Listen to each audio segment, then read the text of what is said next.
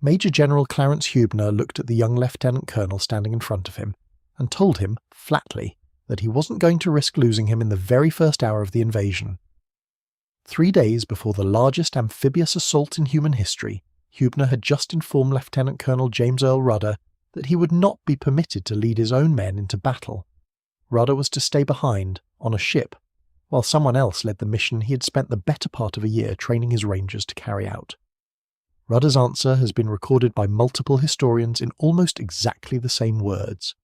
"I'm sorry to have to disobey you, sir," he said, "but if I don't take it, it may not go." He led the mission anyway. What he was about to lead 225 men into was, on paper, one of the most difficult objectives assigned to any unit on D-Day. Land at the base of a sheer, 100-foot cliff on the Normandy coast, climb it under direct enemy fire, and destroy a battery of German guns believed capable of raining artillery fire onto both Omaha and Utah Beach at the same time. To help them do it, engineers had come up with a solution that had nothing to do with standard military hardware, and everything to do with whatever equipment happened to be available back in England. They took amphibious trucks, bolted them with hydraulic turntable ladders, borrowed directly from the London Fire Brigade, and mounted machine guns on top. Nobody had ever used fire engine ladders to storm a cliff in the middle of a war before. Nobody was entirely sure it would actually work. On the morning of June 6, 1944, they were about to find out, and what happened next would end up being both the story of a strange improvised siege tower and the plan it was built for. Set against the scale of the invasion unfolding around them that same morning, Rudder's 225 men were a tiny fraction of a genuinely staggering undertaking. Roughly 156,000 Allied troops came ashore or dropped from the sky across 5 separate beaches and the countryside behind them that single day, carried and supported by nearly 7,000 vessels of every size, from battleships down to the smallest landing craft, and covered by more than 11,000 aircraft. It remains, by any reasonable measure, the largest amphibious invasion ever attempted in human history, a single day's operation involving more men, machines, and coordinated planning than most entire military campaigns. And within that almost incomprehensible scale, one narrow, isolated mission, 225 men climbing one specific cliff to find guns that, as it turned out, weren't even there anymore, still mattered enough that its outcome was tracked in real time by generals commanding hundreds of thousands of men elsewhere along that same coastline. Back home in the United States, families of the men involved learned what had happened at their own pace, in a slower, more agonizing rhythm than anything the men fighting that morning experienced themselves. News of the invasion itself reached American radios and newspapers within hours, broad and triumphant, an entire nation waking up to headlines announcing that the long-awaited Second Front in Europe had finally opened. What individual families actually learned about their own husbands, sons and brothers came much later and far less dramatically, through official telegrams delivered by uniformed messengers who families across the country had already learned, by the summer of 1944, to dread seeing walk up their front path. For the parents and wives of the men fighting at Pointe du Hoc specifically, weeks sometimes passed before any confirmation arrived at all, whether a son had survived the climb, the counterattacks, and the wait for relief, or whether the telegram, when it finally came, would carry the news nobody wanted. To understand how 225 ordinary volunteers ended up ready to attempt something like this at all, you have to go back more than a year to a dusty training ground in Tennessee where the whole unit had started from nothing. James Earl Rudder himself was an unlikely figure to end up commanding one of the most demanding special operations of the entire war. 34 years old on D-Day, he'd grown up in rural Texas, played football and studied at Texas A&M, and worked as a rancher and teacher before the war pulled him into uniform. He had no combat experience of any kind before taking command of the 2nd Ranger Battalion, a detail that made some of his own superiors uneasy about handing him a mission this demanding, and that makes his eventual performance on the cliff itself, and his flat refusal to sit the mission out from a ship offshore, all the more striking in hindsight. The 2nd Ranger Battalion was activated on April 1st, 1943 at Camp Forest, Tennessee, built entirely from volunteers pulled from other Army units around the country, men who had to pass a demanding physical and mental screening before they were even accepted into the new outfit. Rudder took command that summer and immediately pushed the battalion through a training regimen built specifically to weed out anyone who couldn't keep pace. Long forced marches, log-lifting drills and obstacle courses that steadily thinned the ranks of men who had volunteered without fully understanding what they'd signed up for. From Tennessee, the battalion moved to Fort Pierce, Florida, for amphibious training with the Navy's Scout and Raiders School, living on an insect-infested island and practicing small boat landings, before moving again to Fort Dix, New Jersey, for advanced tactics, and then briefly to Camp Ritchie, Maryland, for a crash course in German weapons, tactics, and language. By the time the battalion shipped out for England in late November of 1943, aboard the requisitioned ocean liner Queen Elizabeth, it had already lost dozens of men along the way, weeded out for not meeting the standard. It was in England that the training took the specific shape that would eventually matter most. Stationed first at Boudet, on the rugged coast of Cornwall, the Rangers spent the winter of 1943 and into 1944 practicing on the steep sea cliffs there, learning to climb with ropes and ladders under the guidance of British commandos who had prior experience in coastal raiding, though as one veteran later put it, the training itself was closer to raw trial and error than any polished pre-existing doctrine, since nobody had built a training program for exactly this kind of assault before. First Sergeant Leonard Lamell had actually pushed his way into the unit through his own persistence. Arriving with an entire company of Ranger-qualified men, he had recruited himself from the 76th Infantry Division, rather than risk losing his own rank by transferring in alone. Friendships that would matter enormously 2 years later started forming during those same early training months back in Tennessee, often over nothing more consequential than shared hometowns. When Jack Kuhn, a new arrival from Altoona, Pennsylvania, asked during one of the first days of training whether anyone else in the room happened to be from his part of the state, 2 other men, Sheldon Bear and Vince Hagg, raised their hands, and the 3 of them stayed close for the rest of their lives afterward.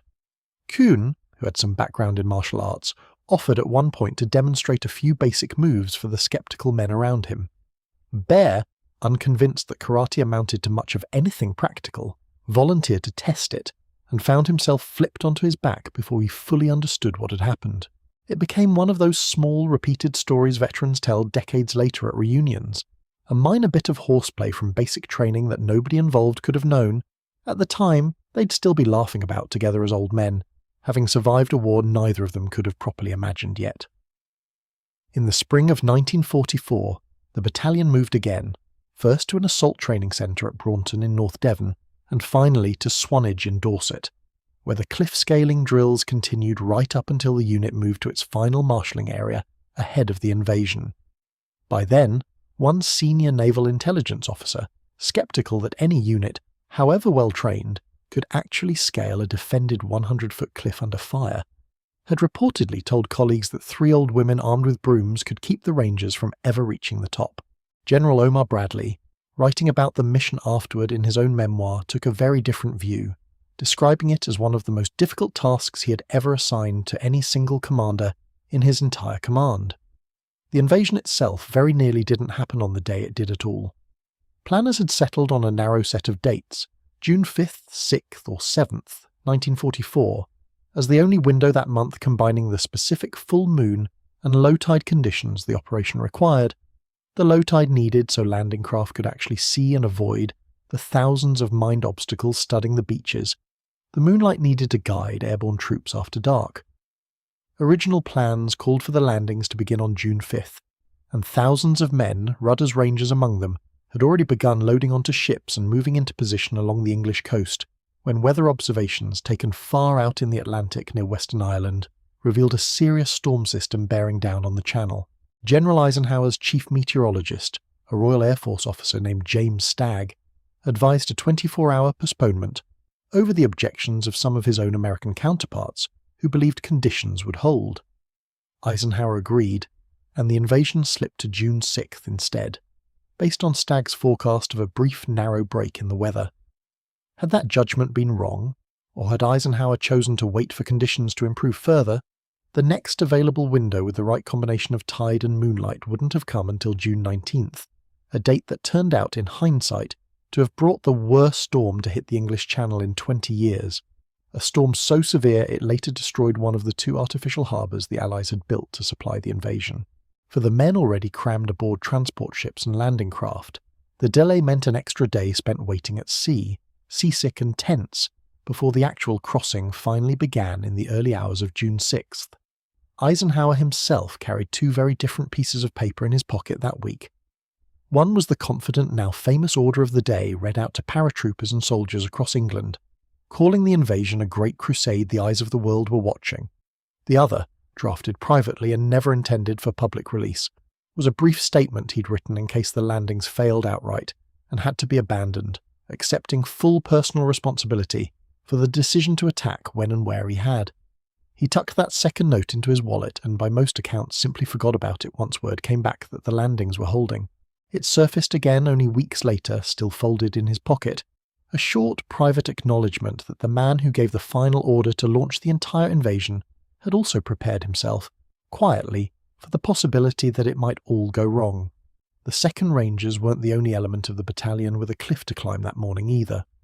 While Companies D, E and F headed for Pointe du Hoc itself, under Rudder's direct command, Company C, under Captain Ralph Goranson, had its own nearly identical assignment a few miles to the east, scaling the roughly 90-foot cliffs at Pointe de la Percée to eliminate German positions overlooking Omaha Beach directly, before turning west to link up with the rest of the battalion.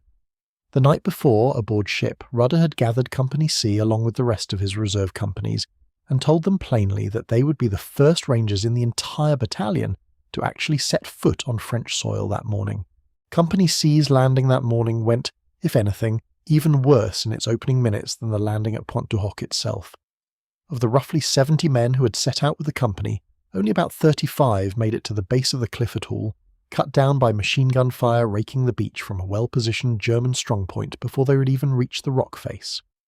PFC Otto Stevens went up first, using nothing but his own bayonet to carve hand and foot holds directly into the rock where the cliff proved too steep for standard climbing gear, working alongside 2 other Rangers to fix a rope in place once he reached a secure position, so the rest of the badly thinned company could follow him up one at a time. By the time the fighting for that stretch of coast finally settled, Company C had lost 21 men killed and 18 wounded out of its original strength, a casualty rate of 57%, and yet what remained of the company still cleared German trenches at the top and pressed on toward Pointe du Hoc to link up with the rest of the battalion, exactly as their original orders had called for. A third element of the plan, meanwhile, was quietly falling apart in a way that would end up shaping the entire rest of the Pointe du Hoc story, without a single one of its men ever actually reaching the cliff itself. Lieutenant Colonel Max Schneider commanded a reserve force built around the 5th Ranger Battalion along with Companies A and B of the 2nd Rangers, more than 600 men in total, held offshore with a simple standing order. Wait for a signal confirming Rudder's force had successfully landed at Pointe du Hoc, and only then follow him in. If no signal came within roughly 30 minutes of the planned landing time, Schneider's force was to assume the Pointe du Hoc assault had failed and instead reinforce the fallback objective at Omaha Beach itself. The signal never reached him. Whether it was sent and lost in the chaos of radio traffic, or never successfully transmitted at all remains disputed to this day, but from where Schneider sat, circling offshore in the pre-dawn darkness with no confirmation either way, the silence read as failure. At 10 minutes past his deadline with still no word, Schneider gave the order to divert his entire force toward Omaha Beach instead. Companies A and B of the 2nd Rangers, in the lead boats, landed directly into the same devastating fire tearing apart the 116th Infantry Regiment at Dog Green, and were, in the words of one company commander who watched it happen, cut to pieces within moments of touching the sand. Schneider, watching the same slaughter unfold from his own landing craft, made a decision on the spot that likely saved the rest of his command. He diverted the remainder of his force roughly a mile further east, landing them relatively intact along the boundary between Dog White and Dog Red, out of the worst of the fire still raking the original landing zone. It was in the middle of this chaos, on a beach already littered with dead and wounded disorganized units and stalled vehicles, that Brigadier General Norman Cotter, the Assistant Division Commander of the 29th Infantry Division, came ashore and began personally trying to get the paralysed invasion moving again. Cotter himself, a 51-year-old career officer walking the beach upright and exposed while the men around him stayed flattened against the sand, became something of a legend in his own right that morning simply for the example he set, moving from position to position under fire, seemingly unconcerned for his own safety, in an apparent effort to convince exhausted, badly frightened men that survival on that beach required moving forward rather than staying still. Finding Schneider's Rangers among the men sheltering at the base of the seawall, Cotter turned to them directly, and according to the version of events that has become part of official army law ever since, told them to remember who they were and to lead the way off that beach. The precise wording of what Cotter actually said that morning has been debated by historians for decades, since no verbatim transcript exists, and several slightly different versions have been passed down by different witnesses. But the phrase that survived, distilled down over the years into 4 words, "Rangers lead the way," became so closely associated with the moment that it was formally adopted as the motto of the Army Rangers themselves, a lasting piece of institutional identity born out of one general's improvised attempt to get shell-shocked men moving on the worst beach of the entire invasion. Schneider's Rangers did exactly that, blasting lanes through barbed wire, fighting up and over the seawall and helping crack open the German defences covering the draws leading off Omaha Beach, working alongside Cotter and Colonel Charles Canham of the 116th Infantry to get the stalled invasion moving inland by the middle of the afternoon. But with Omaha Beach itself still desperately contested and Major General Gerhardt needing every available Ranger company simply to defend the beachhead against expected German counterattacks that night, there was no force left to spare for the mission Schneider's men had actually trained for. Rudder's repeated requests to send reinforcements west toward Pointe du Hoc were denied, not out of indifference, but because the battle raging around Vierville-sur-Mer was, in its own right, still hanging in the balance. It would take until the morning of June 8th, after fighting their own way to Saint-Pierre-du-Mont the day before, and finally re-establishing radio contact with Rudder's position, for elements of the very force that had been meant to support the original assault to finally break through and relieve the men who'd been holding the point alone for 2 full days. Pointe du Hoc rose roughly 100 feet straight up from a narrow rocky beach, positioned almost exactly halfway between the beaches that would become known as Omaha and Utah. The Germans, incorporating it into the network of coastal fortifications known as the Atlantic Wall, had installed a battery of 6 155mm guns on top of it, captured French artillery pieces with a range of roughly 20,000 yards, more than enough to reach either invasion beach with devastating effect. The guns themselves carried their own strange history even before the Germans ever got hold of them. Originally designed and built decades earlier, during the First World War, these particular pieces had been captured by the German army during its 1940 conquest of France, then hauled north to the Normandy coast and repurposed as coastal defence weapons, a small telling detail suggesting just how much German coastal artillery in this stage of the war depended on equipment seized from a defeated enemy rather than newly manufactured guns of their own.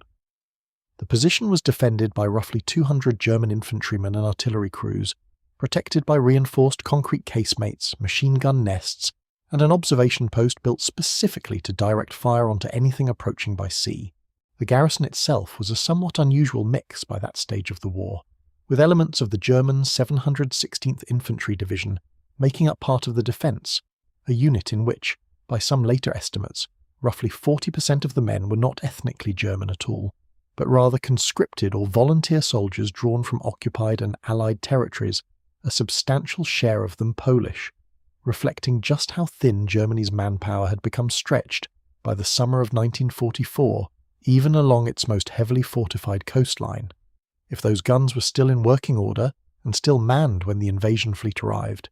they had the potential to inflict catastrophic casualties on the tens of thousands of American troops about to land on the beaches on either side of the point. It's worth understanding just how differently those 2 neighbouring landings actually went that morning, since it puts what happened at Pointe du Hoc itself in sharper perspective. Utah Beach, the westernmost of the 5 invasion beaches, ended up being one of the lighter engagements of the entire day, helped along by a navigational error of its own that, unlike the one that struck Rudder's flotilla, worked entirely in the Americans' favour. Strong currents pushed the first wave of landing craft more than a mile south of their intended target, putting them ashore in a far more lightly defended stretch of coastline than planners had originally chosen. Brigadier General Theodore Roosevelt Jr., the 56-year-old son of the former president, came ashore with that first wave despite a heart condition and a cane he needed simply to walk, quickly recognized the error, and rather than trying to correct course and funnel thousands of men back toward the original, heavily defended landing zone, made the decision on the spot to simply continue the attack from where they'd actually landed, reportedly telling the officers around him that they would start the war right where they were. By the end of the day, fewer than 300 American casualties had been recorded at Utah Beach, a strikingly light toll compared to the thousands suffered at Omaha only a few miles to the east. Roosevelt received the Medal of Honor for his conduct that day, though he didn't live to see it awarded, dying of a heart attack 5 weeks later while still serving at the front in Normandy. Omaha Beach, closer to Pointe du Hoc and directly in range of the very guns Rudder's men had been sent to destroy, told a far bloodier story. And it's against that stark difference between two neighbouring beaches on the very same morning that the stakes of the Pointe du Hoc mission become easiest to understand. Allied planners considered several ways to eliminate the threat before ground troops ever arrived. Beginning in April of 1944, American bombers pounded the position repeatedly, targeting it as one of the highest priority coastal batteries anywhere along the invasion front, dropping more than 800 tons of bombs on the site between June 5th and June 7th alone, on top of months of earlier raids that had already gone on for weeks.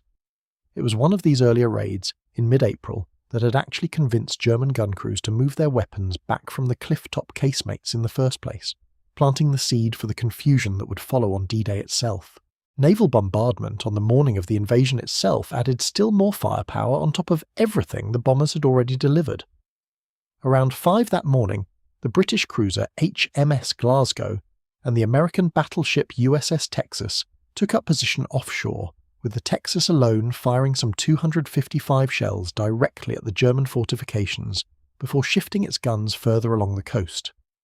The Texas herself was already a genuine veteran by 1944, a dreadnought commissioned back in 1914 that had somehow survived long enough into a new kind of war to lend her old 14-inch guns to an entirely different generation of sailors, her crew watching the same cliff face through binoculars that rangers would be climbing under fire within the hour. Less than an hour later, the destroyers USS Satterlee and HMS Talibont added their own fire to the barrage, working in close coordination with the two larger ships to keep German defenders pinned down as the moment of the actual landing approached. By the time the actual assault began, the landscape at the top of Pointe du Hoc had been transformed into something closer to the surface of the moon than a functioning military position, cratered, cracked, and unrecognisable compared to the aerial photographs used to plan the attack. Roughly 50 of the men climbing into those landing craft that morning were not experiencing an amphibious assault under fire for the first time. They had survived the disastrous raid on the French port of Dieppe 2 years earlier, in August of 1942, an operation that had ended in catastrophic Allied losses and become, in the years since, a grim case study in exactly what could go wrong when a landing force hit a well-defended coastline without adequate preparation. Whatever those particular veterans carried with them onto the boats that morning, beyond rifles and rope, it wasn't naivety about what a fortified coastline could do to a landing force. They had already seen it happen once. Despite all of that bombardment, Allied commanders still believed ground troops would be needed to finish the job, since bombing alone couldn't guarantee the guns themselves, protected inside their casemates, had actually been destroyed rather than simply damaged around the edges. The mission fell to the 2nd Ranger Battalion, a unit activated barely a year earlier and built specifically around this kind of high-risk specialised assault. Command of the assault force, designated Force A and consisting of companies D, E and F, had originally been given to Major Cleveland Lytle, but Lytle was relieved of command just days before the invasion, after voicing doubts, reportedly after drinking, about whether the mission was still necessary given unconfirmed French resistance reports that the guns might already have been moved. Rudder, the battalion's overall commander, stepped in to lead the assault himself, over Hübner's direct objection. Lytle himself was quietly transferred to the 90th Infantry Division, and in a small, almost ironic postscript to his removal, went on to earn his own Distinguished Service Cross in later fighting elsewhere in Normandy, the very decoration his replacement would earn, leading the mission Lytle had once argued against. Getting 225 men up a sheer, 100-foot cliff under fire required more than raw courage. It required serious engineering, most of it improvised specifically for this one mission, and unlikely to ever be used again in quite the same way. The Rangers trained for months on the cliffs of England's south coast and on the Isle of Wight, working alongside British commandos who had prior experience with coastal raids, though the Rangers largely developed their specific climbing techniques through straightforward trial and error rather than formal doctrine, since nobody had attempted an assault quite like this before. A typical day of that training meant hauling themselves up wet, slick rock face after wet, slick rock face, sometimes a dozen times before noon, ropes burning through gloved hands, boots slipping on moss and loose stone, until the specific mechanics of climbing under load, weapons slung, pack on, rope biting into palms already raw from the day before, stopped feeling foreign and started feeling like the only way any of them knew how to move up a hillside at all. Men who couldn't keep pace were quietly reassigned elsewhere, and the ones who remained grew accustomed to a level of physical exhaustion most soldiers in the regular infantry never experienced even once, let alone as an almost daily condition for the better part of a year. 3 different climbing systems were built into the plan, layered on top of each other, in case any single method failed. Each landing craft carried rocket-powered grapnel hooks, mounted in pairs at the bow, midship and stern, designed to fire ropes and rope ladders up and over the top of the cliff, where 3-pronged steel grapnels would catch and hold. As a backup to the backup, each boat also carried portable, handheld rocket projectors that could fire additional ropes if the built-in launchers failed or missed their mark, and accompanying the main landing force were 4 specially modified DUKW amphibious trucks, each fitted with a 100-foot extension ladder taken directly from London Fire Brigade turntable trucks, the same type of hydraulic ladder used to fight building fires in London, now repurposed to fight its way up a fortified cliff in France. Twin machine guns were mounted at the top of each ladder, so that once extended, a ranger could ride the ladder up and provide covering fire directly onto the cliff top from an elevated position no rifle on the beach below could match. In the weeks leading directly up to the invasion, Rudder and his officers rehearsed the assault repeatedly, using a large-scale sand table built specifically to replicate the cliff, the beach, and the layout of the German gun positions above it, built from aerial reconnaissance photographs taken over the preceding months. Every officer and most of the senior non-commissioned men walked through the plan against that same miniature terrain again and again, memorizing which company took which stretch of beach, which gun positions belonged to whom, and where the rally points sat once the top of the cliff was actually reached, so that even if radios failed, even if officers went down, even if the landing itself went wrong in ways nobody could fully anticipate, individual squads and platoons would still know exactly where they were supposed to be heading and what they were supposed to be doing once they got there. It was, by any reasonable description, an improvised siege tower built from firefighting equipment, developed because nobody in the regular army supply chain had a purpose-built solution for scaling a fortified, 100-foot cliff under direct machine gun fire, and firefighters, as it turned out, already owned equipment built to solve almost exactly that problem, just aimed at burning buildings instead of German bunkers. The idea didn't come down from some distant planning committee either. Once the battalion arrived in England, Rudder picked 2 of his own men, Staff Sergeant Jack Coon and Private First Class Peter Corpelot, and sent them to a London company called Merryweather, the same firm that built and maintained turntable ladders for the city's fire brigade, with instructions to figure out something better than rope alone for getting men up a sheer cliff face under fire. It was Coon, the same soldier who would spend D-Day morning covering Lamel in that apple orchard, who helped work out the practical details of mounting a hydraulic fire ladder onto an amphibious truck in the first place, months before either man had any idea just how central that solution, and its failure, would end up being to the actual events of the day itself. The plan called for the assault to begin in darkness, achieving surprise before German defenders had time to fully man their positions after the night's bombardment. That plan went wrong within the first half hour, in a way that would shape everything that followed. In the early hours before boarding, aboard the requisitioned steamer HMS Ben My Tree, Rudder's men were served a full hot breakfast, the kind of meal the army traditionally provided before a major operation, on the theory that a wounded man's chances improved if his stomach wasn't empty. Most of the 225 men eating that meal carried almost nothing else with them beyond the essentials. Standing orders limited each company to only 4 Browning automatic rifles and no more than 2 60mm mortars, since speed and the ability to climb quickly mattered more that morning than firepower. Before the men climbed down into their landing craft, Rudder himself said a few brief words to them, something short and plain rather than any grand speech, urging his rangers to show what they were made of and reminding them there wasn't much time left before the boats had to shove off. Elsewhere in the same flotilla, the battalion's reserve companies crossed aboard the Prince Charles, a converted Channel steamer that had already carried other Ranger battalions ashore during the earlier invasion of Italy at Anzio. Its cramped decks by this point in the war, thoroughly familiar with the particular tension of men waiting out the final hours before a landing. A simple set of paired passwords, exchanged in the dark to confirm friend from foe, had been issued to every man before they ever boarded. Code words like welcome and thunder, weapon and throat, thirsty and victory, deliberately awkward, everyday sounding word pairs chosen specifically because a native German speaker would struggle to reproduce their exact American pronunciation convincingly in the dark. Ranger Gene Elder, recalling the moment his own boat finally approached the base of the cliff, said simply that they discovered the rock face was higher than anything they'd trained on back in Cornwall, closer to 130 feet by his own estimate, rather than the 100 feet they'd planned for, while the ladder sections they carried reached only about 108 feet at full extension, leaving a gap that ropes, rubble, and sheer determination would have to make up for on the day itself. The crossing itself, in the hours before any of this went wrong, was its own small ordeal.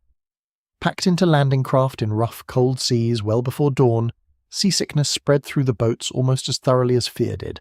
and the army had issued each man a paper bag specifically for the purpose, since there was nowhere else for a seasick soldier to go. Lieutenant Eichner, the communications officer, later summed up the crossing about as plainly as anyone could, recalling that the men spent much of it bailing water out of the boat with their own helmets, dodging bullets once they got close enough for the Germans to see them, and being thoroughly seasick all more or less simultaneously. One ranger later admitted that he'd filled his own bag well before the boats ever came under fire, and that as the coastline finally came into view and the first tracer rounds began arcing overhead, his own private prayer wasn't for glory or victory, but simply that he wouldn't drown before he got the chance to do the job he'd trained a year for. In at least one boat, someone started singing the battalion's own half-serious marching song, written months earlier back in New Jersey by a ranger with a knack for rhyme, men set against invasion, calm and matter-of-fact, treating the whole absurd, terrifying morning as just one more ranger raid, rather than the largest amphibious assault in human history. Navigating in darkness, heavy seas, and drifting smoke from the ongoing bombardment, the flotilla carrying the Rangers missed its intended landing point and had to correct course, a mistake that cost precious minutes at the worst possible moment. The assault force ended up landing roughly 35 minutes behind schedule, and instead of approaching under cover of darkness and surprise, the landing craft were forced to travel for several minutes directly along the base of the cliff, in full view of German defenders who by now had recovered from the bombardment and were fully alert. That single navigational error turned what was meant to be a swift surprise assault into a slow, exposed approach directly beneath the guns of an alerted enemy. The cost of that delay showed itself almost immediately. When the landing craft came within roughly a mile of shore, German mortars and machine guns opened fire across the water. One landing craft carrying troops was sunk outright, and only a single man aboard survived. Another was swamped by the rough seas and had to be abandoned. Of the two supply craft accompanying the assault force, one sank entirely, and the crew of the other had to throw its cargo overboard simply to keep the boat afloat, losing much of the ammunition and equipment meant to sustain the Rangers once they reached the top. German anti-aircraft cannon fire found and sank one of the 4 precious DUKWs before it even reached the beach, cutting the improvised ladder fleet down by a quarter before the assault had properly begun, and of the 9 men riding in that particular truck, 5 were killed or wounded in the same burst of fire that ended the vehicle's part in the mission entirely. The Rangers who survived the approach still had to cross a narrow strip of beach before they could even begin climbing, and that beach was itself a killing ground. A German machine gun positioned on the Rangers' flank raked the sand as they came ashore, killing or wounding roughly 15 men in the opening minutes alone. Rudder himself was among the first ashore, moving through the same fire as his men rather than directing the assault from a safer position offshore. One survivor, Ranger Sigurd Sundby, later recalled watching men ahead of him jump from their landing craft into water deep enough to submerge them completely, weighed down by equipment, some unable to get back to their feet before bullets found the water around them. Aboard Lamel's own landing craft, in the chaotic seconds before the ramp went down, Staff Sergeant Jack Kuhn discovered his Thompson submachine gun had slipped from his grip and disappeared somewhere into the filthy, brackish water pooling in the bottom of the boat. Corporal Sheldon Bear, standing nearby, reached down into the water without hesitation and fished the weapon back out, handing it over just as the boat reached the shore, a small, almost mundane moment of one ranger looking out for another that, a few hours later, would put a loaded weapon back in exactly the hands that needed it most, covering Lamel in that apple orchard. Lamel himself took a machine gun round to his side while still hauling a box of rope and a hand-fired rocket launcher up onto the beach and kept moving anyway, reaching the base of the cliff without stopping to tend to the wound. Once across the beach, the remaining 3 DUKWs faced their own separate crisis. The same cratered, rubble-strewn terrain that had made the naval and air bombardment so effective against German fortifications also made it nearly impossible for a top-heavy amphibious truck to maneuver. All 3 surviving DUKWs became stuck, either bogged down on a sandbar just offshore or unable to cross the shell-cratered beach to get close enough to the cliff face for their ladders to actually reach the top. Rudder, watching his carefully engineered fire ladder solution stall out in the sand before it could do the one job it had been built for, made the call to improvise inside the improvisation itself. He ordered the DUKW crews to raise and extend their ladders exactly where they were stuck, rather than waiting for a position that might never come. What followed was one of the stranger images of the entire Normandy invasion, with the DUKWs still stranded on the beach rather than pressed against the cliff face. Their extended ladders swayed wildly, sometimes at angles as steep as 45 degrees in either direction, as the trucks rocked on the uneven ground beneath them. Ranger William Stevenson climbed to the very top of one swaying ladder anyway, riding it back and forth like the pendulum of some enormous off-balance clock, firing short bursts from his machine gun at the cliff top, each time the arc of the ladder's swing briefly lined him up with a target. Lieutenant Elmer Vermeer, watching from below, described the ladder swaying so violently that the crew eventually had no choice but to bring it back down, the whole apparatus simply too unstable to keep a man safely at the top for long. At least 2 of the DUKW drivers themselves, Corporal Good and Private Blackmore, abandoned their vehicles entirely once it became clear the ladders weren't going to reach the cliff, climbed the same rope ladders the infantry were using, and joined the assault as riflemen instead. When ammunition began running low among the men fighting at the top, the 2 men went back down the cliff under fire the entire way to retrieve spare machine guns from their now useless trucks, then climbed back up a second time to bring the weapons into the fight. Blackmore took a bullet through the foot at some point during this back and forth, had it treated well enough to keep functioning, and returned to the front line anyway, eventually helping carry a badly wounded ranger to safety under machine gun and mortar fire, before finally being evacuated himself the following day.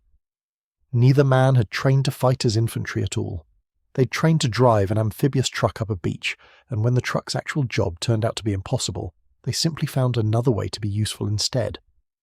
In the end, it was the older, simpler technology that got most of the Rangers to the top of that cliff.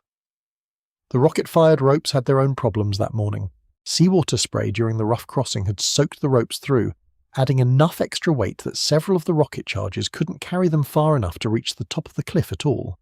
Some ropes that did catch hold were cut loose by German defenders looking down from above, but enough grapnels found purchase, and the Rangers had one further piece of luck working in their favour, an unintended gift from the very bombardment that had also caused so many other problems. Naval and aerial bombing had knocked loose large sections of the cliff face itself, creating a pile of rubble and debris as much as 40 feet high in places, directly at the base of the cliff. Rather than climbing the full 100 feet from the beach, many Rangers found they could scramble up this rubble pile first, then set their remaining ladder sections against a far shorter remaining stretch of rock face, cutting what should have been an extraordinarily difficult climb down to something a trained, motivated man could manage in 15 to 20 minutes. It's an odd, almost accidental kind of help, worth sitting with for a moment.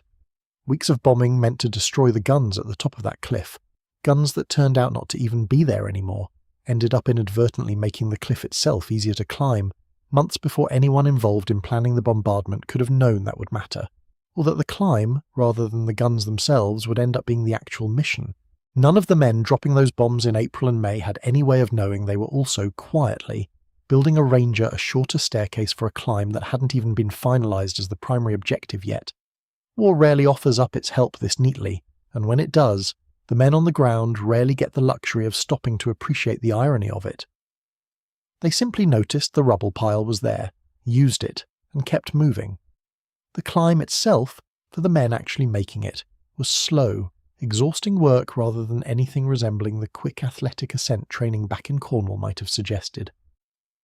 The ropes, soaked through with seawater during the crossing, had become heavy and unwieldy, difficult to grip with hands already numb from cold and fear. Some men found their boots slipping against wet clay and loose rock, sliding back down several feet for every few feet gained, forced to start the climb over more than once before finally finding purchase. From above, German soldiers leaned over the cliff edge and dropped grenades down onto the ropes and the men clinging to them, while others worked at the ropes themselves with knives, sawing through the strands wherever they could reach one, cutting away a ranger's only way up or down in a single motion. Men climbing directly beneath a rope that had just been cut had only the sound of it, a sudden slack hiss overhead, as warning before whoever had been above them came down past them, and there was rarely time to do anything but keep climbing regardless. Others used the ladder sections instead, awkward, heavy lengths of tubular steel that had to be muscled into position and lashed together section by section as they went, one man holding the base steady against the rock while another climbed past him to extend it further, over and over, the whole apparatus swaying slightly with every movement of the men on it. Technical 5th grade. George Putzek was among the first to reach the very top, lying flat against the crest of the cliff, cradling the top rung of his ladder under one arm to anchor it steady. Putzek held the position while the men behind him continued climbing past him, one at a time, exposed the entire time to German fire from positions further along the cliff top. By roughly 7:30 that morning, less than half an hour after the climb began for most of the assault force, the bulk of the ranger companies had made it to the top. The cost of getting there had already been steep. 2 landing craft and 1 DUKW were gone, and more than 20 rangers had been killed or wounded before a single man reached level ground. But Hitler's Atlantic Wall, at this one specific point on the Normandy coast, had just been breached by a combination of rope, rubble, and men willing to climb both under fire. The mission itself had been planned down to the level of individual gun positions, each one numbered in advance so every company knew exactly which target belonged to them the moment they reached the top. Company D was responsible for guns 4, 5 and 6 clustered on the western edge of the cliff. Company E had gun 3, along with the concrete observation post that had directed German fire onto the beaches below throughout the pre-invasion bombardment. Company F was assigned guns 1 and 2, together with the anti-aircraft position on the eastern side of the point. The observation post itself proved stubbornly difficult to deal with, a squat, thick-walled concrete structure built specifically to withstand exactly the kind of naval and aerial bombardment that had already been thrown at it for weeks without fully destroying it. Rangers worked grenades and bazooka rounds through its narrow firing slits during the initial fighting, the small explosions rattling around inside the reinforced walls without ever quite breaking through them, but the position's construction meant it wasn't fully neutralized, and its garrison of 8 German soldiers wasn't taken prisoner until the following day, once engineers managed to bring proper demolition charges up from the beach to finish the job that grenades and small arms fire alone simply couldn't accomplish. Lieutenant George Kirchner, a former Baltimore soda jerk who had joined the Rangers the year before, commanded 1st Platoon, Company D, and very nearly didn't make it ashore at all. Wading in from his landing craft, he stepped into water well over his head and lost his rifle in the process, an accident that, by his own later account, probably ended up saving his life, since the extra seconds spent recovering rather than charging straight up the beach kept him briefly out of the path of machine gun fire that hit 2 men standing right beside him in the boat. Once at the top of the cliff, Kirchner gathered what remained of his platoon in a bomb crater, alongside other scattered men from Company D, pinned down by a German anti-aircraft gun that had been depressed to fire directly at ground targets instead of aircraft, sweeping the cratered terrain and making it almost impossible for the Rangers to get a clean shot at the crew operating it. Kirchner worked his way into a connecting communication trench in an attempt to flank the position directly, weaving through a landscape so thoroughly cratered and collapsed that, as more than one Ranger described it afterward, telling the difference between a German position and an empty shell hole had become a matter of pure chance as often as skill. Inside that same crowded crater, several of Kirchner's men, frustrated by the pinning fire and unable to get a clear shot at the German gun crew, fixed bayonets, and prepared to charge the position directly, in a manner closer to the trench warfare of an earlier war than anything in their own training manuals. Staff Sergeant Morris Webb was among the first out of the hole, and in his haste dove back into the crater to avoid a burst of incoming fire, landing directly on the fixed bayonet of the ranger beside him, driving the 10-inch blade deep into his own thigh. Lamel, still moving between positions, helping coordinate the assault before his own detour toward the missing guns, stopped long enough to pack the wound with sulfur powder and wrap a field bandage around it before continuing on. It was, in its own small, painful way, as clear an illustration as any of just how chaotic and improvised the fighting atop that cratered clifftop had become within minutes of the first ranger reaching the summit. What the rangers found once they reached the top made the entire mission suddenly, briefly, feel almost pointless. The landscape had been transformed by weeks of bombing into a wasteland of overlapping craters and shattered concrete, disorienting enough on its own that rangers struggled to match what they were looking at against the maps and aerial photographs they had memorized during training. Craters overlapped craters, some deep enough to swallow a man standing upright, their edges crumbling underfoot with every step. Slabs of broken concrete, torn loose from collapsed bunkers, lay scattered at odd angles across ground that had once been open, level field. The air still carried the smell of the morning's bombardment, cordite and turned earth, and underfoot the ground itself felt strange, soft and uneven in places where buried chambers and tunnels had partially collapsed beneath the weight of repeated bombing. Familiar landmarks, paths and trench lines were simply gone, buried or obliterated. And when Ranger patrols finally fought their way to the casemates where German intelligence and aerial photography had placed 6 155mm guns, the guns themselves were nowhere to be found. In their place sat crude wooden poles, cut and positioned to mimic the silhouette of real artillery barrels from the air, a deception the Germans had set up specifically to keep Allied bombers guessing about which position still needed to be hit. For a moment, one of the most difficult, costly assaults of the entire invasion appeared to have been aimed at an empty position. The guns that had justified 225 men storming a cliff under fire were gone. It's worth pausing on why the Germans had left this particular position so lightly defended against an assault from the sea in the first place.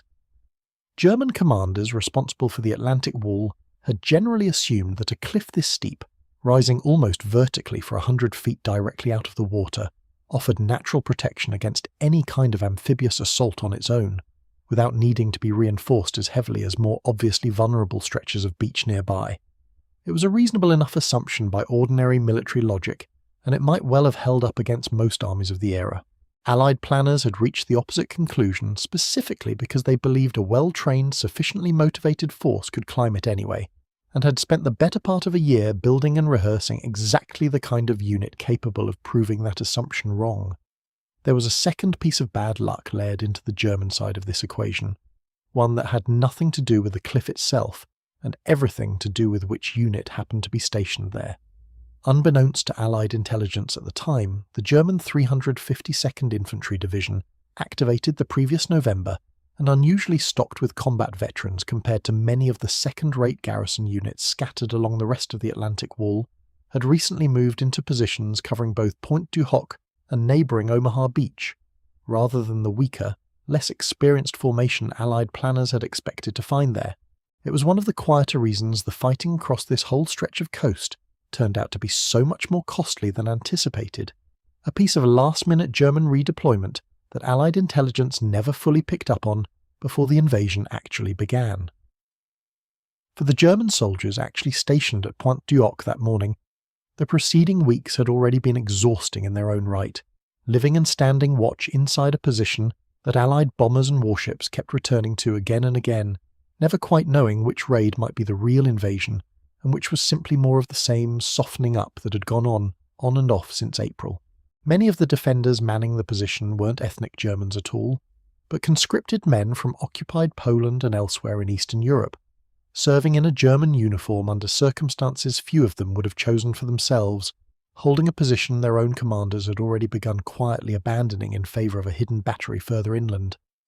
When the actual invasion fleet appeared that morning, the sheer scale of it, thousands of ships stretching to the horizon, would have been almost impossible to process from inside a smoke-filled bunker that had already been shaking under bomb and shell impacts for hours. Whatever these men expected that day, it likely wasn't watching American soldiers actually climb the cliff face below them and keep coming despite grenades, gunfire, and the sheer physical impossibility of the task as their own commanders had always assessed it. Some fought hard regardless, holding trench positions and machine gun nests until directly overrun. Others surrendered quickly once Rangers actually reached their positions, having concluded correctly that the battle for this particular stretch of French coastline was already lost. A group from Company E, climbing with other Rangers from Rudder's own boat team, moved immediately toward the position they'd been assigned, gun casemate number 3, expecting after weeks of training to finally come face to face with the weapon they'd trained a year to destroy. What they found instead was splintered wood and twisted, broken metal jutting out at odd angles from inside the empty concrete emplacement,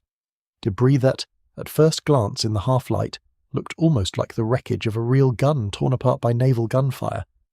One man in the group said as much out loud, remarking that the Navy had really done a job on this one. First Sergeant Robert Lang looked closer and understood what he was actually looking at.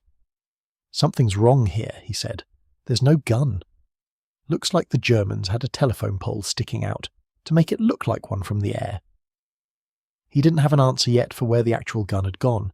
Nobody did, not yet. On the opposite flank of the assault, a section of Company F was working its way toward its own assigned gun positions, with the same grim, methodical caution, crawling from one shell hole to the next across open, cratered ground still under scattered fire. Sergeant Leonard Petty, known to the men around him simply as Elrod, led his group to the casemates assigned to his company, only to find, exactly like every other position across the point that morning, nothing but empty concrete and the same telltale wooden poles standing in for real artillery. Rather than treat the discovery as a dead end, Petty led his men onward to one of the exit roads leading off the fortified area, where they linked up with another scattered group from Company F under Lieutenant Richard Arman, consolidating what remained of 2 badly thinned units into something closer to a single, functional fighting force capable of continuing the mission rather than simply holding in place. First Sergeant Leonard Lamell, 24 years old, from Point Pleasant Beach, New Jersey, had already been wounded once that morning, taking a machine gun round to his side while still ferrying equipment ashore, and had kept moving anyway. He'd been among the earliest men up the cliff, using 2 of the surviving ladder sections to reach the top with 11 others from his boat team. Now, with the primary objective apparently gone, Lamell's company shifted to their secondary mission, securing the coastal highway running along the top of the point to prevent German reinforcements from using that road to reinforce Omaha Beach further to the east. While positioning his men along both sides of that road, Lamell noticed something that most men, focused entirely on the immediate danger around them, might easily have missed. The dirt lane running south from the highway showed deep, fresh tyre tracks, the kind left by something considerably heavier than a jeep or a bicycle. Something large had been moved along this exact path and moved recently. Lamell pulled Staff Sergeant Jack Kuhn aside, and the 2 men set off down the lane together to see where the tracks led, leapfrogging past each other for cover the way they'd trained, one man moving while the other watched for threats, working their way further and further from the rest of the company and deeper into territory nobody had secured. About 250 yards south of the coastal highway, the 2 men came round a bend and found themselves looking directly at what the entire mission had been sent to destroy. 5 155mm guns, camouflaged under netting woven through with fake leaves, sat positioned in a quiet apple orchard, pointed toward Utah Beach and, with a simple repositioning, easily capable of being turned to hit Omaha Beach as well. Ammunition sat stacked nearby in generous quantity. The guns were fully intact, fully operational, and entirely unguarded, their crews apparently elsewhere, perhaps regrouping after the confusion of the morning's bombardment, perhaps simply not expecting anyone to find this well-hidden a position so far inland. Lamell later described the discovery without any embellishment as pure luck. He turned to Kuhn and said, according to multiple accounts from those who interviewed him decades later, something close to, "Jack, here they are. We've found them. Here's the goddamned guns." With Kuhn covering him against the possibility of German gun crews returning at any moment, Lamell moved forward alone and got to work. He carried thermite grenades, incendiary devices that burned hot enough to fuse metal, designed originally for destroying equipment rather than killing enemy soldiers. Thermite works through a straightforward but ferociously hot chemical reaction, a mixture of aluminum powder and iron oxide that, once ignited, burns at temperatures exceeding 4,000 degrees Fahrenheit, hot enough to melt straight through steel rather than simply scorch it. Dropped or wedged into the right mechanism, a single thermite grenade could turn precision-machined gears and moving parts into a single, fused, immovable lump of metal within seconds, with no explosion, no shrapnel, and comparatively little noise, which suited Lomel's purpose exactly, since the last thing he needed was to advertise his position to whatever German gun crews might still be somewhere nearby. He began placing the grenades directly into the traversing and elevating mechanisms of the guns, the parts that let a crew aim the weapon in the first place. 2 guns were disabled this way within minutes, their gears melted and fused together by the intense heat permanently locking them in place. Working through a 3rd gun, Lomel ran out of thermite grenades before he could finish the job, and rather than leave any gun even partially functional, he used the butt of his own rifle to smash the gun's optical sights instead, destroying its ability to aim accurately even if the mechanism itself was later repaired. Needing more grenades to finish the remaining pieces, Lomel and Kuhn ran back roughly 100 yards to where the rest of their platoon was holding the coastal road, gathered every thermite grenade the other men could spare, stuffed his field jacket full of them, and ran straight back to the orchard with Kuhn again at his side. Kuhn kept his Thompson submachine gun trained on the tree line the entire time, watching for German troops who, as far as the man knew, could return at any second and find 2 lone American Rangers standing in the middle of their own artillery battery. Lomel finished the job on the remaining guns, and as he pulled the pins on the last of his thermite grenades, Kuhn, watching the tree line with rising urgency, urged him to hurry. Lomel scrambled back over a 9-foot hedgerow to reach cover as the grenades did their work. A short while later, other Rangers securing the same area found and detonated the battery's stockpiled ammunition in one final, tremendous explosion, removing any possibility the position could ever be brought back into action. Lomel and Kuhn had been close friends since well before D-Day, and that friendship showed itself again in a small, split-second moment during the same stretch of fighting. Moving together along the sunken road near an old stone barn, Lommel suddenly grabbed Kuhn by the arm, shoved him through the barn doorway and dove in after him. Kuhn, startled, asked what had gotten into him. Lomel had spotted a German soldier kneeling in the road ahead, rifle already raised and aimed in their direction, a fraction of a second before Kuhn had noticed anything at all. 2 rounds cracked past the doorway where Kuhn had been standing only a moment earlier. Lomel fired back through a window and missed. Kuhn tried to return fire with his own weapon, only to discover a bullet had already struck his Thompson's magazine, where it locked into the receiver, jamming the weapon completely useless without either man having noticed exactly when it happened. Kuhn came through the rest of the war without a scratch, ending it as a first sergeant, and went on to serve again during the Korean War with the Marine Corps before returning home to Altoona, Pennsylvania, where he joined the local police department and worked his way up over more than 2 decades to become chief. He was inducted into the Ranger Hall of Fame in 1994, decades after the war he'd helped fight had ended, still remembered by the men who served alongside him, less for the medals he eventually earned than for the split-second instincts that had kept both himself and his closest friend alive on a quiet stretch of Norman farmland most people have never heard of. Coming home physically intact, as Kuhn did, was never the same thing as coming home unaffected. The language available to describe what these men carried back with them was thin by the standards of today, mostly limited to a handful of blunt phrases like battle fatigue or shell shock, terms that captured little of the actual lasting weight of what many veterans quietly lived with for the rest of their lives. Sleepless nights, sounds that triggered memories nobody around them could see, an unwillingness to talk about specific parts of what had happened, even with people closest to them. Some, like Lomel and Kirchner, spoke relatively openly about their experiences later in life, once historians and documentary filmmakers began actively seeking out their stories decades after the fact. Others carried what they'd seen and done in near total silence for the rest of their natural lives, telling family members little more than which unit they'd served in, and leaving the rest, deliberately, unspoken. Sometime around 9 o'clock that morning, less than 2 hours after the first Ranger reached the top of the cliff, the primary objective of the entire assault on Pointe du Hoc had been accomplished, not by artillery, not by air power, and not according to any part of the original plan, but by 2 men following a set of tyre tracks down a dirt road because one of them happened to notice they looked recent. Historian Stephen Ambrose would later credit Lomel as, in his assessment, the single individual most responsible for the success of the Normandy landings, save for Eisenhower himself. Lamel received the Distinguished Service Cross for the action, along with a battlefield commission. Days later, General Eisenhower himself came ashore to walk the ground his forces had taken, and photographs survive showing him standing over one of the disabled guns in that same orchard, inspecting up close the exact weapon 2 of his own Rangers had quietly destroyed while the rest of the invasion was still fighting for its life on the beaches below. The moment the first Rangers actually reached the top of that cliff, word of it still had to travel, and the method for sending that word was almost as improvised as everything else about the mission. At the base of the cliff, around 7:30 that morning, Lieutenant Eichner sent a simple 2-word message by radio, "Praise the Lord," a prearranged code phrase meaning simply that Rangers had made it to the top and were still fighting.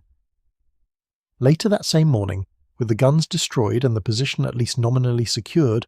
Rudder had Eichner send a longer, more specific message out to the destroyer USS Satterlee standing offshore, relayed by signal lamp and, in a detail that sounds almost anachronistic even for 1944, by homing pigeon as well. The message read, essentially, located Pointe du Hoc, mission accomplished, need ammunition and reinforcement, many casualties. The answer that eventually came back, relayed through the Satterlee from General Hubner's own headquarters, was about as unwelcome as a message could be for men who had just fought their way up a cliff and destroyed the guns they'd been sent to destroy. No reinforcements available, it read. All Rangers have landed at Omaha. Every man Hubner had available for this kind of mission was already committed elsewhere, fighting for a foothold on the beach itself, and there was simply nobody left to spare for the isolated force at Pointe du Hoc. For the next 48 hours, the only reinforcements Rudder's men would receive were a handful of paratroopers who had been dropped badly off target the night before and made their own way to the position, along with a small platoon under Lieutenant Charles Parker that marched overland from Omaha Beach, after getting separated from its own unit, arriving around 9 that evening. The USS Satterlee did what it could from offshore in the meantime. When German machine gun fire from a well-concealed position pinned down part of the Ranger perimeter, the destroyer's own 5-inch guns went to work on the position directly, adjusting fire with input relayed from the Rangers on shore, until the gun position was finally silenced. Eichner tried at one point to use the same signal lamp to request help, evacuating the mounting number of wounded men accumulating at the makeshift aid station on the clifftop. A whaleboat was sent in response, but German fire was too intense for it to actually reach the beach, and the wounded stayed where they were, tended as best the Rangers' own medics could manage, waiting for a relief that still hadn't come. Hunger and thirst became their own quiet enemy alongside everything else. The Rangers had come ashore carrying only light rations, enough for a fast, brief mission rather than a prolonged siege, and with one of the 2 supply boats lost during the crossing and the other forced to jettison its cargo simply to stay afloat, there was little food left to distribute by the second day. Water discipline became strict almost immediately.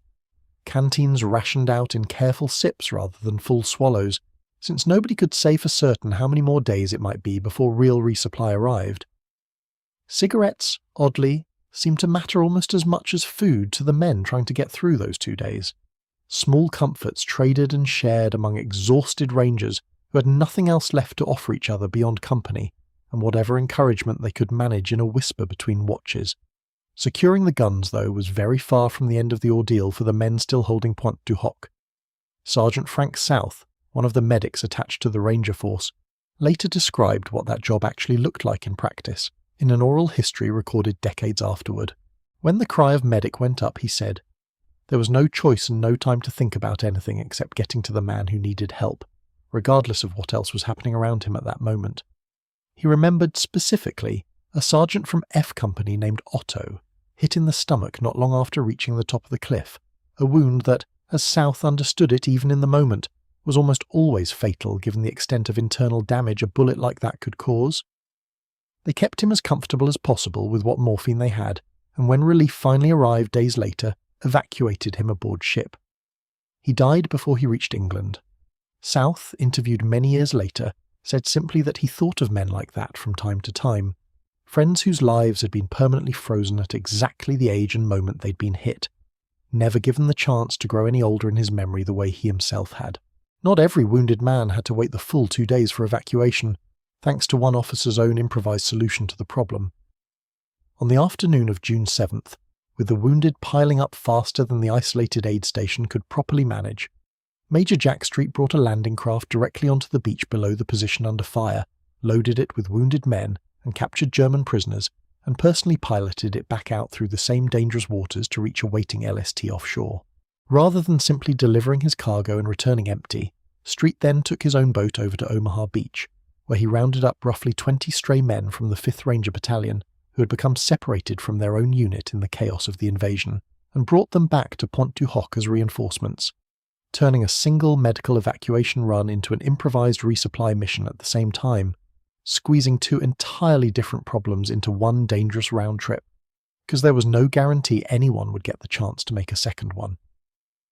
From the LST, the wounded faced a further journey, most of them barely remembered afterward, through the fog of shock, blood loss and morphine. Larger hospital ships and transports carried the most seriously injured back across the Channel to England itself, to military hospitals that had spent months preparing specifically for a flood of casualties on exactly this scale, wards standing ready with beds, blood plasma and surgical teams braced for whatever the invasion sent back to them.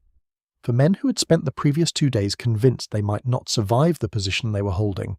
the transition from a shell hole on a French cliff to a clean hospital bed in England sometimes happened within a single day, jarring in its own quiet way, a sudden and almost disorienting return to something resembling safety and normal medical care after 48 hours spent assuming neither was coming anytime soon. Captain Walter Block, the battalion surgeon, set up his own aid station in a captured 2-room concrete bunker near the cliff's edge, working by flashlight since there was no other light source available inside the thick concrete walls. One room became the treatment area, where Block did what he could for a steady stream of wounded men arriving from every direction. The other room, colder and darker still, became the place where the men who couldn't be saved were laid, a detail almost nobody who wasn't there that week ever hears about, tucked quietly behind the more commonly told story of the climb itself. By the time the guns were destroyed, the assault force that had originally numbered 225 men was already down to roughly 200. Casualties from the beach, the climb, and the fighting on top of the cliff having thinned the ranks before the real siege had even properly started. Isolated on the point, cut off from the rest of the invasion force, and surrounded by elements of the German 726th and 916th Grenadier regiments along with remaining garrison troops, Rudder's Rangers spent the afternoon of June 6th signalling for reinforcement and resupply. None arrived, not that day, and not the day after either. A navigational and timing error elsewhere in the invasion plan meant the ground reinforcements that were supposed to fight their way west from Omaha Beach to relieve Pointe du Hoc were delayed by more than 2 full days. The weapons these men carried into that fight were, for the most part, standard American infantry issue rather than anything specialized. Most riflemen carried the M1 Garand, a reliable semi-automatic rifle that had become the backbone of American infantry firepower by 1944, while a smaller number of men, officers and specialists mostly, carried the lighter M1 carbine instead, easier to manage while climbing but with noticeably less stopping power at range. Thompson submachine guns, heavy, distinctively shaped weapons favoured for close-quarters fighting, went to select non-commissioned officers like Kuhn, while Browning automatic rifles, one of the few genuinely heavy weapons the Rangers brought ashore given the mission's emphasis on speed and mobility over sustained firepower, were spread thin, only 4 per company by design, since every extra pound of equipment made the climb itself that much harder for the man carrying it. Kirchner, once the fighting around the anti-aircraft position eased, led his surviving men to help secure the same coastal roadblock Lamell's company had been assigned, denying German reinforcements the use of the highway connecting the 2 invasion beaches. He and roughly 15 men under his direct command held that position, surrounded for 2.5 days straight, fending off repeated German probes with steadily dwindling ammunition, and no clear promise of when relief might actually arrive. For his conduct rallying and holding that position, Kirchner received the Distinguished Service Cross, the Army's 2nd highest award for valour. He survived the rest of the war too, though not without cost, wounded again months later near St. Lo, evacuated back to the United States, and eventually returning to the Baltimore Ice Cream Company his uncle had founded, a soda counter clerk turned decorated combat officer turned, once again, an ordinary businessman running a family company for the next several decades of his life. The German soldiers captured over those 2 days of fighting followed a very different path once the guns fell silent for them. Rounded up in small groups as their positions were overrun, they were marched down to the narrow beach at the base of the cliff, past Rudder's own command post, the same stretch of sand where the Rangers themselves had come ashore under fire less than 48 hours earlier. From there, most were ferried out to waiting ships alongside the wounded, and eventually processed through the same expanding network of prisoner-of-war camps that would, over the following months, come to hold hundreds of thousands of German soldiers captured across the entire Normandy campaign, some kept in France, many more eventually transported across the Atlantic to camps scattered throughout the American countryside, where a number of them would remain, doing agricultural and construction labour, until long after the war in Europe had ended.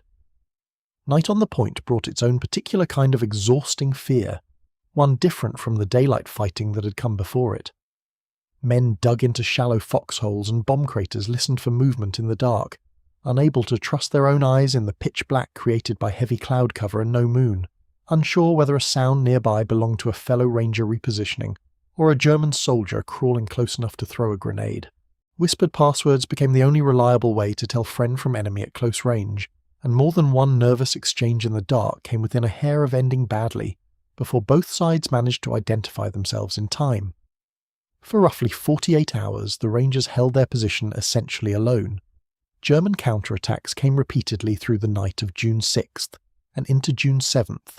probing the Ranger perimeter for weak points, sometimes coming close enough that the fighting became hand-to-hand in the dark, cratered landscape.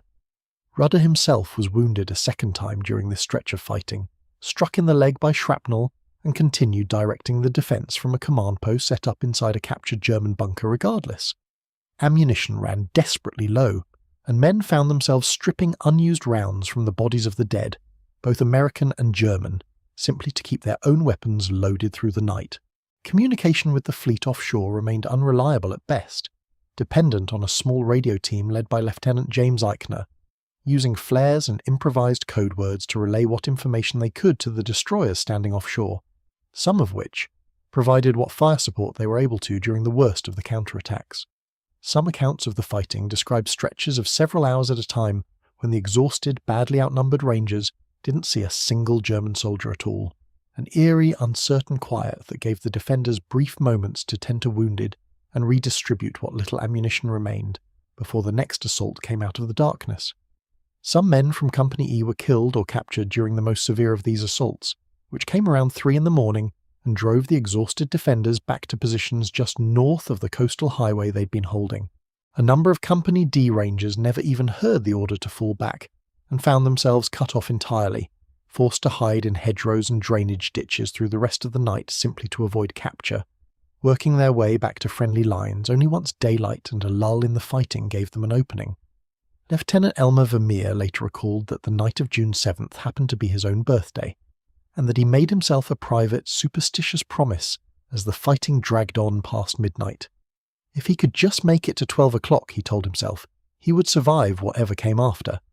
The perimeter the Rangers actually held by the second day had shrunk considerably from the ground they'd first taken that morning, consolidated down to a tighter defensive position, closer to the cliff edge itself, easier for the depleted force to hold with the men and ammunition they had left. Requests for resupply and reinforcement went out repeatedly over whatever radio contact could be established,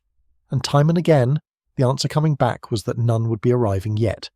that the men further down the coast at Omaha Beach were themselves still fighting for a foothold and couldn't spare the men needed to fight their way west. For the Rangers isolated on that point, the entire outcome of the invasion elsewhere along the coast had become, indirectly, their own problem too, since it was the pace of that fighting elsewhere that determined how long they would have to hold on alone. Reinforcements finally broke through on the morning of June 8th, 2 full days after the initial assault, arriving from Omaha Beach with support from tanks of the 743rd Tank Battalion and infantry from the 116th Regiment. By the time relief actually reached them, Rudder's original force of 225 men had been reduced to roughly 90 still fit enough to fight, a casualty rate approaching 60%, sustained not against an enemy they never located, but against one that had surrounded and probed their position around the clock for 2 straight days. The precise final tally, once every man was accounted for, came to 77 killed, 152 wounded, and 38 listed as missing from the 2nd Ranger Battalion alone, with the supporting 5th Battalion adding 23 killed, 89 wounded, and 2 missing of its own. 13 individual Rangers received the Distinguished Service Cross for their actions across those 2 days, on top of the battalion's own presidential unit citation, and, from the French government, the Croix de Guerre, awarded to both the 2nd and 5th Battalions for their conduct in the Normandy campaign. Accounts differ on the fate of that 6th gun. Lemel and Kuhn found and disabled 5 of the 6 weapons in the orchard that morning. Some later histories credit a separate patrol from Company E, led by Sergeant Frank Rapinski, and advancing from a different direction, with locating and disabling the 6th gun as well, along with detonating the position's stockpiled ammunition. Other accounts maintain the 6th gun was never definitively found or accounted for at all. Given how chaotic and scattered the fighting across the orchard and the surrounding fields actually was that morning, with multiple small patrols operating independently and out of contact with each other, it's a discrepancy that's never been fully resolved. One more small loose thread in a battle that, on the whole, is otherwise remarkably well documented. As the relief column approached, someone among the defenders spread an American flag flat across the exposed cliff face itself, a simple, improvised signal meant to keep the approaching friendly forces from mistaking the exhausted Rangers still holding the position for the enemy they'd come to relieve. Pointe du Hoc wasn't the end of the war for the men who survived it, only the beginning of a much longer campaign across the rest of France and into Germany itself. The 2nd Ranger Battalion went on to fight at Cherbourg later that same month, then took part in the difficult reduction of Brest and the Crozon Peninsula in Brittany that August and September, before being thrown into some of the coldest, most brutal fighting of the entire European war that winter in the Hürtgen forest along the German border, the same campaign where Lemel would earn his Silver Star. The battalion never again carried out a mission quite like the one at Pointe du Hoc, the highly specialised cliff assault it had spent more than a year training specifically to execute. But it fought on as conventional infantry for the remainder of the war regardless, absorbing replacements and continuing to take losses in terrain and conditions its ranger training had never specifically prepared it for.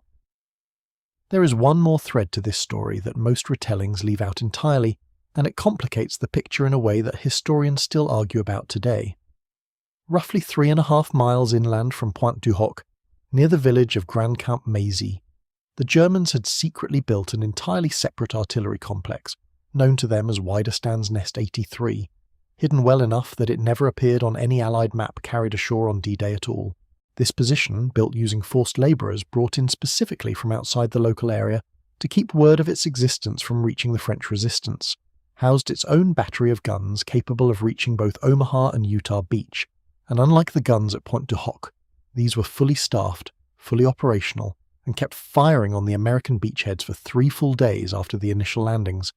only finally silenced when American Rangers, the same battalions that had taken Pointe du Hoc days earlier, assaulted and captured the position on June 9th.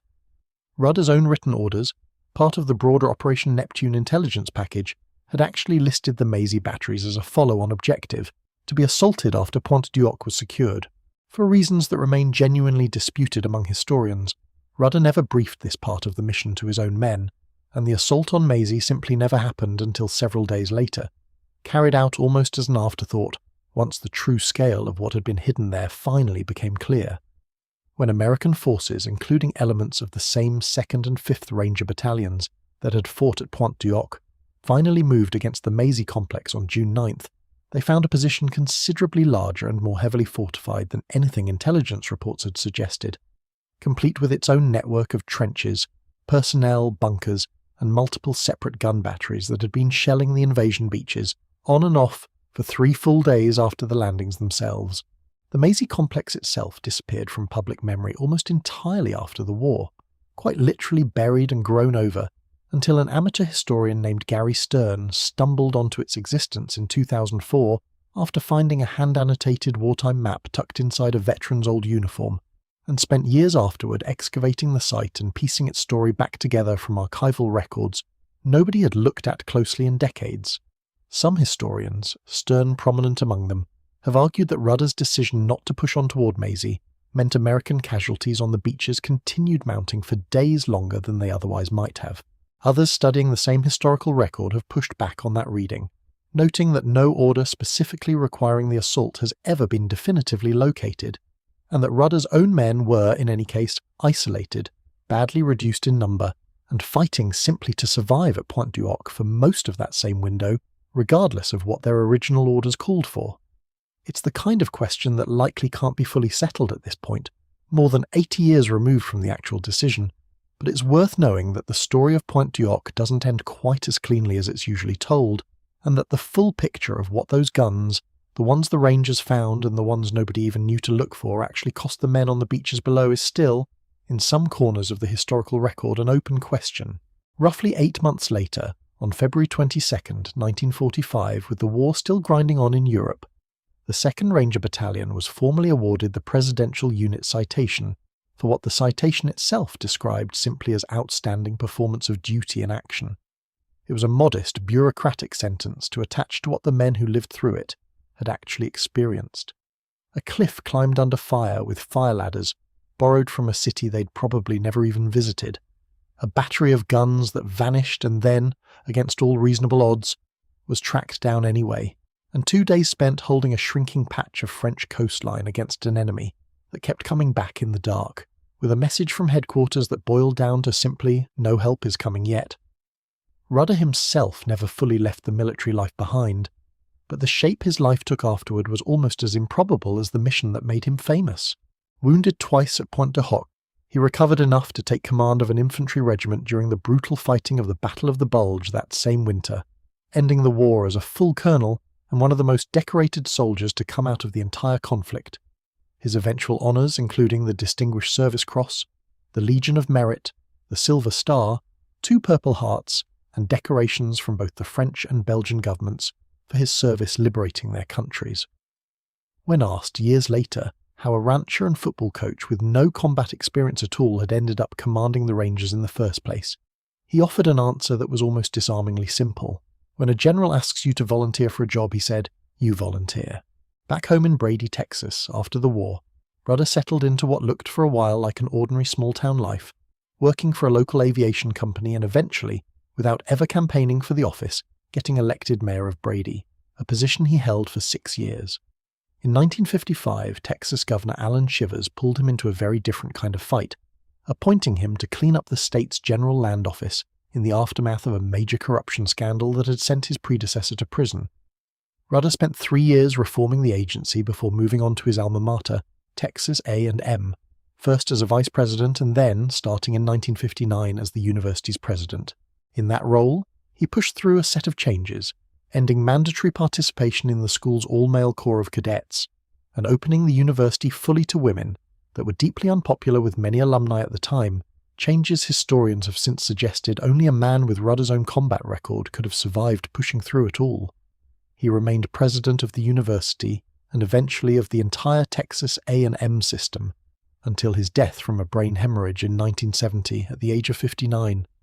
A statue of Rudder still stands on the Texas A&M campus today, and an 11-story tower near its center bears his name.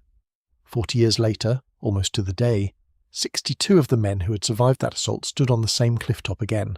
older now, grey and stooped, gathered for the 40th anniversary of the invasion. President Ronald Reagan stood in front of them, in front of a monument shaped like a ranger dagger driven into the rock,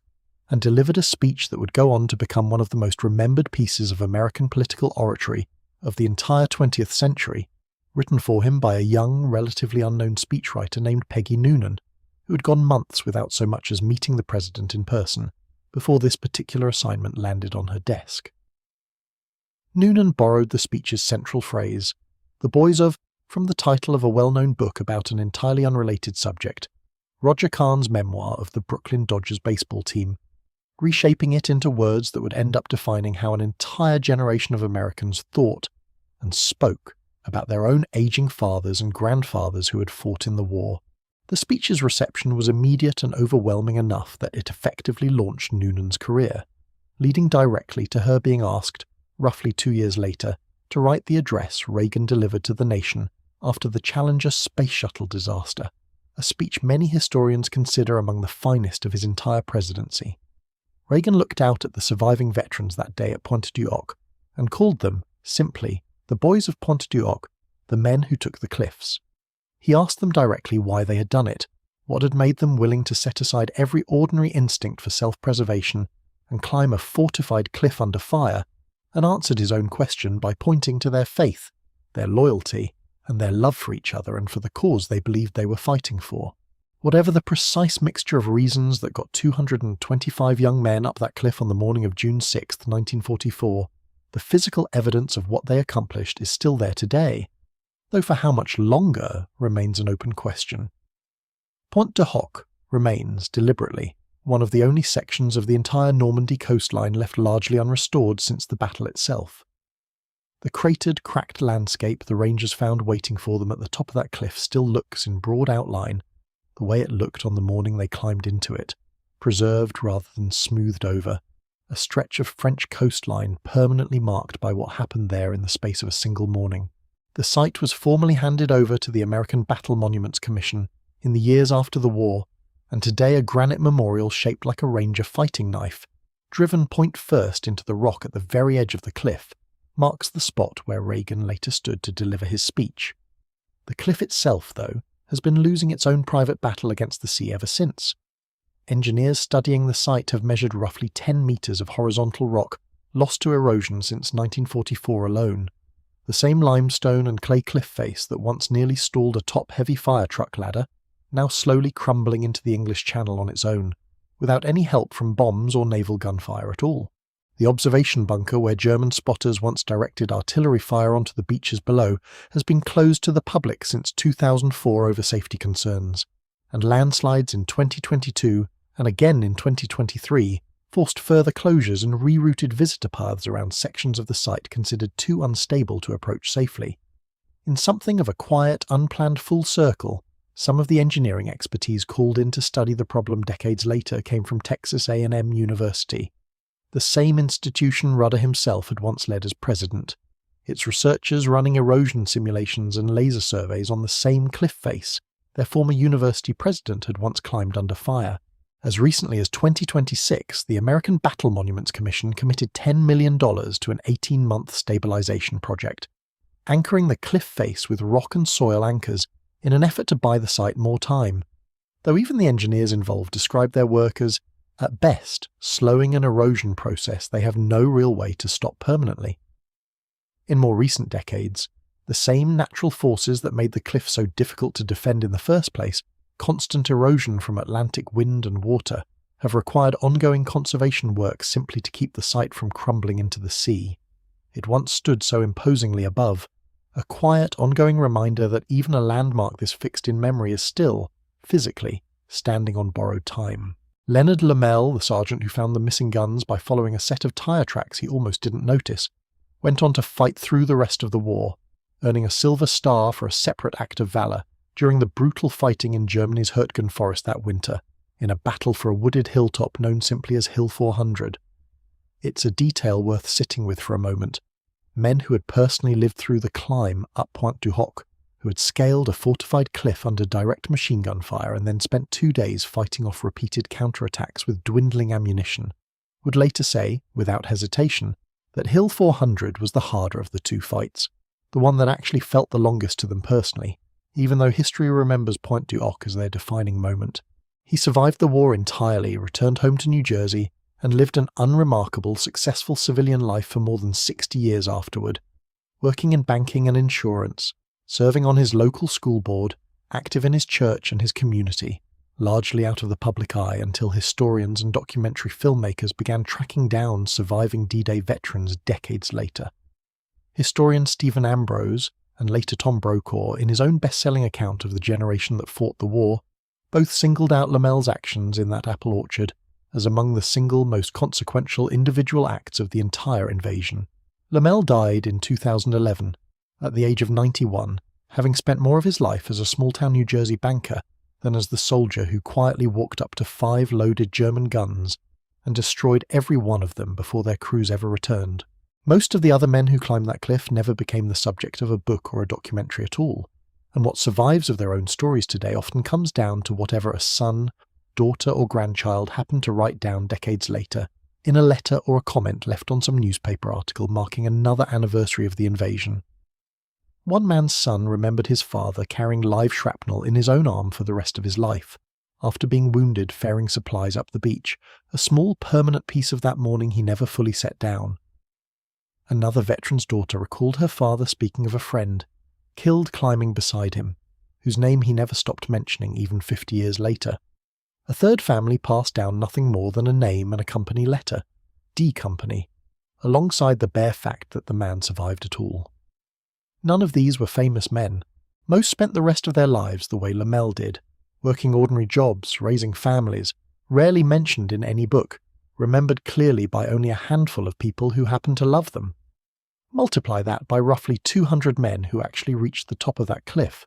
and it becomes easier to understand why a single, unusual morning on a single stretch of French coastline is still capable of producing new letters, new memories, and new small corrections to the historical record more than 80 years after it happened.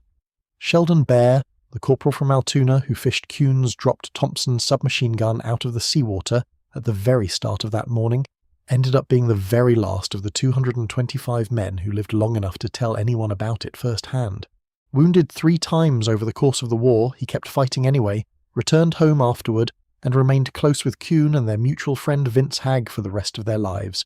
3 men from the same small corner of Pennsylvania who had gone through Pointe du Hoc together and never stopped checking in on one another decades later.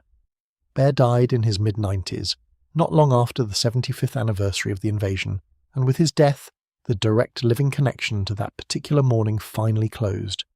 Everything that remains now belongs to the historical record, the memorial on the cliff, the letters, the interviews, and the handful of names, Lamel, Kuhn, Kirshner, Rudder, Bear, that happened to survive long enough and speak often enough for the rest of us to still have any of this in their own words at all. Anyone can visit the site today, free of charge, walking the marked paths through the same cratered field on their own. No ticket required and no guide necessary. Though a small visitor centre near the entrance offers historical context, information panels, and restroom facilities for the roughly 500,000 people who make the trip out each year. A short drive away, in the small fishing town of Grand Camp Maisie, a modest museum keeps a more intimate collection of ranger mementos and personal artefacts, considerably less polished than the larger museums along the coast, but valued precisely for that reason by visitors who find something more honest in a small, unpolished collection than in a more heavily produced exhibit elsewhere. Descend into any of the surviving German bunkers along the cliff edge, and the same narrow firing slits the defenders once looked out through are still there, offering the same sight line down onto the beach and the water beyond. A rare, largely unaltered window onto exactly what a German soldier manning that position would actually have seen on the morning the invasion fleet appeared. There's a particular kind of quiet that settles over a place like Pointe du Hoc today. For anyone who actually makes the drive out along the Normandy coast to stand at the edge of that cliff in person, the wind still comes hard off the channel, the same wind that carried powder smoke and shouting across this ground on the morning of June 6th, 1944. The craters are still there, softened by 80 years of grass and rain, but unmistakably still craters, close enough together in places that it's genuinely difficult to walk a straight line more than a few steps without stepping around one. Somewhere below the narrow strip of rocky beach where 225 men once climbed out of landing craft under fire is still just a beach. Quiet most days, waves coming in and going back out the same way they did before any of this happened, and the same way they'll keep doing long after every last trace of memory of that morning has finally faded from living recollection into pure history. It is, in the end, an ordinary-looking stretch of French coastline that happened to matter enormously for about 48 hours, to an extraordinary number of people who never expected to be there at all. 18 years after the battle, in 1962, Hollywood returned to the same clifftop to film one of the biggest war epics ever made. Producer Daryl Zanuck insisted on shooting the longest day on location wherever possible, and the Pointe du Hoc assault sequence was filmed at the actual site, on the actual cliff, rather than on a studio set built to resemble it. During the shoot, the crew clearing ground near the location unearthed an actual tank that had lain buried in the sand since the invasion itself, cleaned it up, got it running again, and used it in the film. One of the extras cast for the climbing scenes, a veteran named Joseph Lowe, had been one of the actual paratroopers who fought in Normandy, and reenacted his own climb up the same cliff for the cameras nearly 2 decades after doing it for real under fire. The film, whatever its Hollywood embellishments elsewhere, remained remarkably faithful to the broad outline of what actually happened at the point itself, right down to showing the Rangers discover, to their own disbelief, that the guns they'd been sent to destroy simply weren't there. The story has continued to resurface in popular culture in the decades since, in forms Rudder and his Rangers could never have anticipated. Historian Stephen Ambrose devoted substantial attention to the mission in his own widely read D-Day histories, cementing Lamell's discovery of the guns as one of the invasion's defining individual moments in the popular imagination. Ambrose's broader project, collecting oral history interviews directly from aging veterans of the invasion, including men who had never spoken publicly about their experiences in the 4 decades since the war, eventually grew into the C collection for what became the National World War II Museum in New Orleans, a direct, traceable line running from a historian sitting down with elderly Rangers and asking them to finally describe what they remembered, to a permanent museum built specifically to keep those same stories from disappearing once the men who lived them were gone. Historian Douglas Brinkley later devoted an entire book specifically to the Pointe du Hoc mission and its unlikely afterlife in Reagan's 1984 speech, while author Patrick O'Donnell wrote a full-length account focused specifically on Company D, the Rangers who first found and destroyed the missing guns, tracing the same group of men from Pointe du Hoc through the rest of their war in the Hurtgen Forest and beyond. Video game developers eventually recreated the climb itself as a playable mission in a major commercial release, letting an entirely new generation experience a simplified, interactive version of the same cliff face, the same rope ladders, and the same scramble across cratered ground toward empty gun emplacements.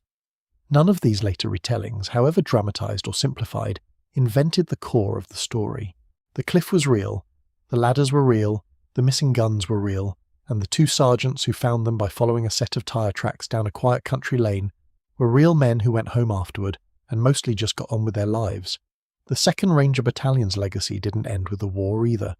The modern 75th Ranger Regiment, the Army's premier light infantry special operations unit today, traces its lineage and much of its institutional culture directly back to the battalions that trained on the cliffs of Cornwall and climbed Pointe du Hoc under fire. Every Ranger who graduates the modern Army's Ranger course memorises a formal creed built around 6 core stanzas, one of which speaks directly to never leaving a fallen comrade behind and never letting a Ranger's name be dishonoured, language that traces its emotional roots directly back to units like Rudder's, small, isolated groups of men who had nobody to depend on but each other and who built an entire institutional identity over the decades since around exactly that principle. The specific 2nd Battalion Rudder led up that cliff has, in the decades since, carried names that reach well beyond the history of Pointe du Hoc itself. Sergeant First Class Randy Shugart, killed defending a downed helicopter crew during the Battle of Mogadishu in 1993, and posthumously awarded the Medal of Honor, served in the same battalion, as did Pat Tillman, the professional football player who walked away from a lucrative NFL career to enlist after the September 11th attacks and was killed in Afghanistan in 2004. Retired General Stanley McChrystal, who later commanded the entirety of American and Allied forces in Afghanistan, once commanded this same 2nd Battalion decades after Rudder had. Serving Rangers still travel to the site periodically, decades on, to walk the same ground and place their own unit tabs and scrolls on the memorial there,